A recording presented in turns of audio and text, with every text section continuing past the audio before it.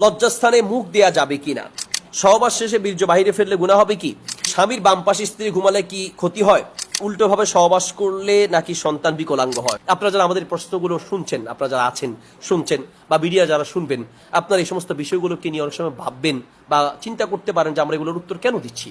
এই সমস্ত বিষয়গুলোর উত্তর যদি আমরা না দেই, অনেকেই না বুঝে এগুলোকে হারাম পথে চলে যাচ্ছে, অবৈধ পথে চলে যাচ্ছে। রাসূল সাল্লাল্লাহু আলাইহি ওয়াসাল্লাম এই সমস্ত বিষয়গুলোর উত্তর দিয়েছেন, হাদিসে এসেছে কিভাবে ইসলাম তো এমন একটা ধর্ম। সূরা মাইদার 3 নম্বর আয়াতে এসেছে, আল ইয়াউমা আকমালতু লাকুম দীনাকুম ওয়া আতমামতু আলাইকুম নি'মাতি ওয়া রাদিতু লাকুমুল ইসলাম দীনা। ইসলাম একটি পরিপূর্ণ জীবন ব্যবস্থা।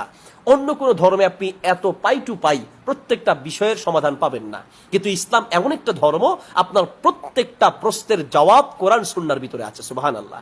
আপনি কিভাবে স্ত্রীর সাথে সহবাস করবেন, কিভাবে বাথরুমে যাবেন, কিভাবে বাথরুম থেকে বের হবেন, কিভাবে বাথরুমে বসবেন, সবগুলো পাই টু পাই শরীয়তে বলা আছে।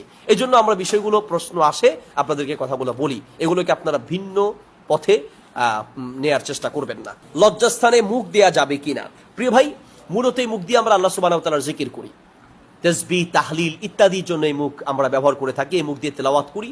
এই জন্য এই মুখে লজ্জাস্থান নেয়ার উচিত নয়, লজ্জাস্থান নেওয়া উচিত নয়। অনেক স্বামী এই ধরনের আবদার করে থাকেন, অনেক স্ত্রী এই ধরনের আবদার করে থাকেন, তো এইগুলো উচিত নয়। বাকি যদি কোনো স্বামীর আবদার হয় বা কোনো স্ত্রীর আবদার হয়, এখন সে আবদার পূরণ না করলে সে হয়তো বা খারাপ পথে চলে যেতে পারে, তো সেই ক্ষেত্রে আপনার এটা করতে পারেন। এটা সরাসরি হারাম হবে এমন কোনো দলিল নেই। যেগুলো হারাম সেগুলো হাদিসে নিষেধ আছে, কিভাবে কি কি করা যাবে না, সহবাসের ক্ষেত্রে কি কি করা যাবে না, স্ত্রী থেকে কি কি কাজ, স্ত্রীর সাথে কোন কোন কাজ করা যাবে না, এগুলো নিষেধ আছে, এগুলো হাদিস দ্বারা প্রমাণিত আছে। কিন্তু মুখে নেয়ার ব্যাপারে কোনো নিষেধাজ্ঞা সরাসরি আসে নাই বিধায় আমরা এটাকে সরাসরি হারাম বলতে পারছি না।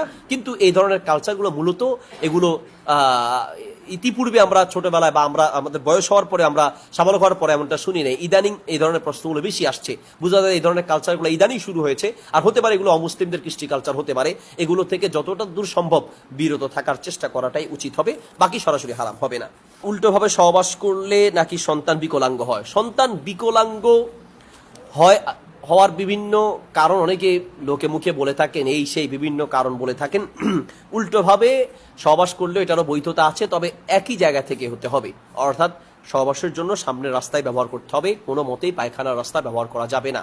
সেটা আপনি সামনে পিছনে যেভাবে হোক, শুধুমাত্র প্রস্রাবের রাস্তা বা সামনের রাস্তায় ব্যবহার করতে হবে। সামনের রাস্তা ব্যবহার করে সহবাস করার বৈধতা আছে, পিছনের রাস্তা দিয়ে ব্যবহার করার বৈধতা নেই। সেটা আপনি আপনার স্ত্রী হারসুল্লাকুম, আল্লাহ সুবহানাহু ওয়া তাআলা বলেছেন এটা তোমার জন্য একটি চাষ, অর্থাৎ তুমি যেভাবে চাও তার সাথে সহবাস করতে পারো, তবে কোনো হারাম পন্থায় নয়। পায়খানার রাস্তা ব্যবহার করা যাবে না, হায়েজ নেফাজ অবস্থায় সহবাস করা যাবে না। আর এছাড়া আপনি আপনার মনের চাহিদা মতো আপনি সহবাস করতে পারেন, হারাম পন্থা বাদ দিয়ে কোনো সমস্যা নেই।